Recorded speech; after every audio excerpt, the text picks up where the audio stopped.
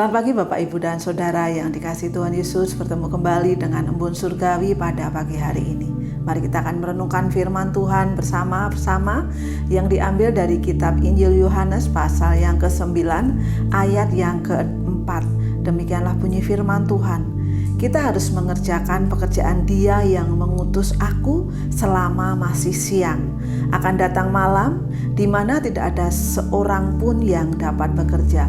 Bapak, Ibu, dan Saudara yang dikasihi Tuhan, di Nats ini ya, bagaimana pada waktu itu Tuhan Yesus sedang lewat di suatu tempat dan dia melihat ada seorang yang buta sejak lahirnya ya. Sehingga pada waktu itu murid-murid bertanya, siapa yang berdosa? Apakah orang tuanya atau orang yang buta tadi ya? Tetapi Yesus mengatakan pada waktu itu bukan ya, bukan orang tuanya dan juga bukan orang yang buta. Karena apa? Supaya pekerjaan Allah dinyatakan ya. Kemudian Tuhan Yesus meludah, kemudian mengaduk bersama tanah, mengoleskannya kepada mata orang buta itu dan meleklah mata orang buta itu.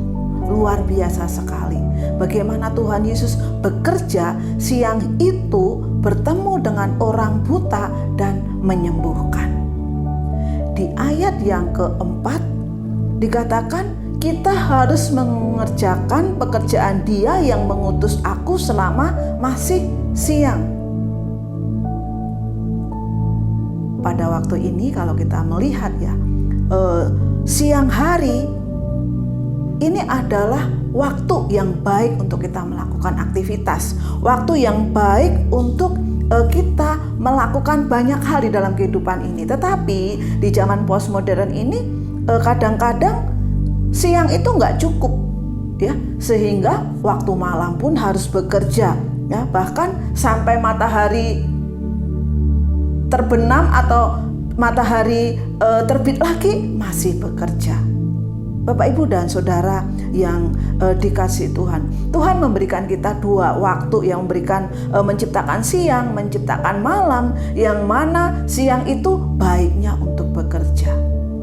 Kalau kita melihat bagaimana ibaratnya atau bagaimana makna di balik pernyataan Tuhan Yesus di Nats ini ya, pertama bagaimana Allah memanggil kehidupan kita untuk bekerja itu pada waktu siang ya, untuk melayani. Kalau siang itu dianggap kita masih sehat, siang itu kita anggap kita masih punya kesempatan, siang itu kita anggap kita masih berada di situasi yang kuat.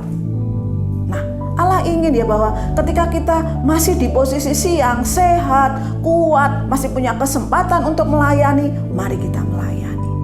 Karena ketika sudah malam atau sudah sakit, gak berdaya lagi, gak bisa apa-apa lagi, tentu kita tidak bisa melayani Tuhan. Nah, ini panggilan untuk melayani selagi masih siang ya. Kemudian bagaimana kita bekerja selagi masih ada waktu ini ya, jangan tunda-tunda ya, jangan mencari alasan untuk tidak bekerja,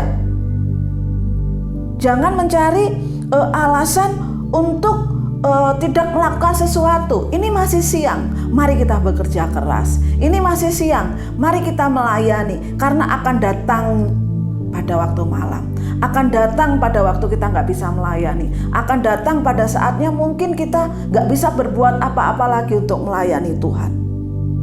Dan ketika kita melihat bagaimana ucapan Yesus di Nats ini, di ayat ini merupakan kata-kata yang memotivasi kita ya, mendorong, menyemangati kita supaya kita bekerja, supaya kita melayani dan melakukan hal-hal yang dikehendaki Tuhan selagi siang.